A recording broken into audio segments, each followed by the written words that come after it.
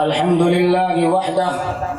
والصلاة والسلام على نبي بعده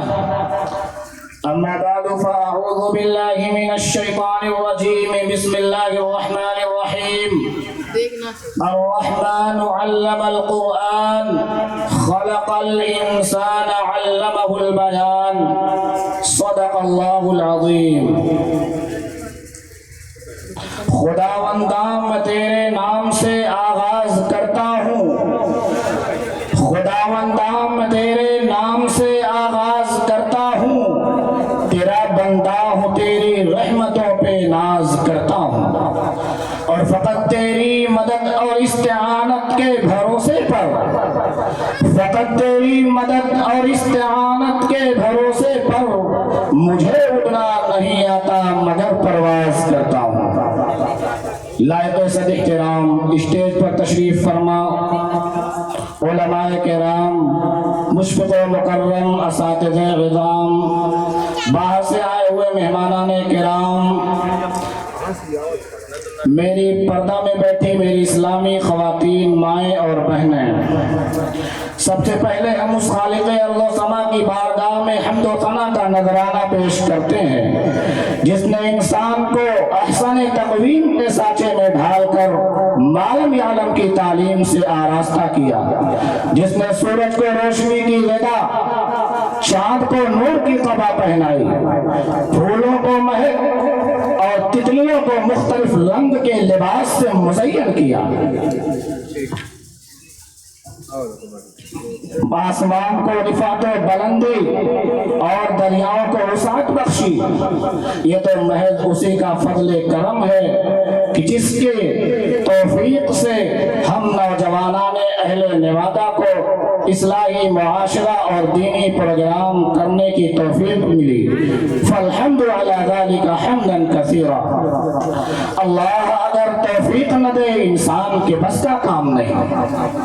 اللہ اگر توفیق نہ دے انسان کے بس کا کام نہیں، فیضان محبت عام صحیح، عرفان محبت عام نہیں۔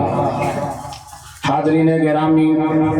آج کا یہ پروگرام صرف ایک پروگرام ہی نہیں بلکہ ہماری ایک نئی زندگی کا آغاز ہے۔ آج کا یہ پروگرام ہم نوجوانوں کو یہ حوصلہ دے گا کہ ہم اپنے آگے اور مستقبل میں اپنے ایمان اور دین کے اندر جلا اور روشنی بخشیں، ہمیں یہ طاقت فراہم کرے گا کہ ہم رب کائنات کے احکام کے مطابق اپنی زندگی کو ڈھالنے کی کوشش کریں۔ آج کے اس پروگرام کا مقصد جہاں یہ ہے کہ ہم اپنے اندر دینی حمیت و جذبہ پیدا کریں، وہیں اس پروگرام کا بڑا مقصد یہ بھی ہے کہ ہم اپنے درمیان اتحاد و اتفاق پیدا کریں، ہمارے درمیان جو دوریاں ہیں وہ ختم ہو جائیں اور ہم ایک پلیٹ فارم پر جمع ہو کر کے اتحاد و اتفاق کے ساتھ اپنے مستقبل کو طے کرنے کی کوشش کریں اور فرمان خداوندی وَاعْتَصِمُوا بِحَبْلِ اللَّهِ جَمِيعًا وَلَا تَفَرَّقُوا کا عملی نمونہ پیش کرنے کی کوشش کریں۔ حاضرین گرامی، وقت کی قلت دامنگیر ہے، چونکہ وقت بہت محدود ہے، اس لیے میں زیادہ سما خراشی کرنے کے بجائے باضابطہ پروگرام کے آغاز کی طرف قدم بڑھاتا ہوں۔ پروگرام کا آغاز میں اس مقدس کلام سے کرنا چاہ رہا ہوں جس کے کلام کا ایک ایک حرف اپنے اندر وہ صداقت و حقانیت رکھتا ہے جو دوسرے کلام میں نہیں ہے، جس نے فاتو بھی سورت میں مثلی کا زبردست چیلنج کیا اور ساتھ ہی ساتھ یہ اعلان بھی کر دیا لا یاتون بمثلی، کہ اس روئے زمین پر کسی ماں نے اپنی اولاد کو وہ دودھ نہیں پلایا جو اس جیسا کلام پیش کر سکے،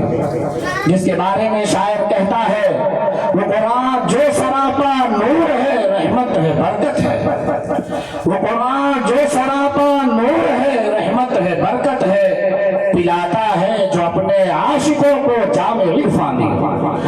وہ قرآن جو غذا بھی ہے دوا بھی ہے شفا بھی ہے، وہ قرآن جو मैं तौहीद के जिससे हुई दुनिया में अरजानी, और वो कुरान जिसकी बरकत का बयां हो ही नहीं सकता, वो कुरान जिसकी बरकत का बयां हो ही नहीं सकता, बनाता है जो अपने मानने वालों को रब्बानी। वो जिसका एक नुक्ता भी न बदलेगा कयामत तक, वो जिसका एक नुक्ता भी न बदलेगा कयामत तक, कि खुदाए पाक खुद करता है जिसकी निगहबानी। और उखुवत का सबक जिसने पढ़ाया सारे आलम को, उखुवत का सबक जिसने पढ़ाया सारे आलम को, गुलामों को अता जिसने किया है ताज सुल्तानी।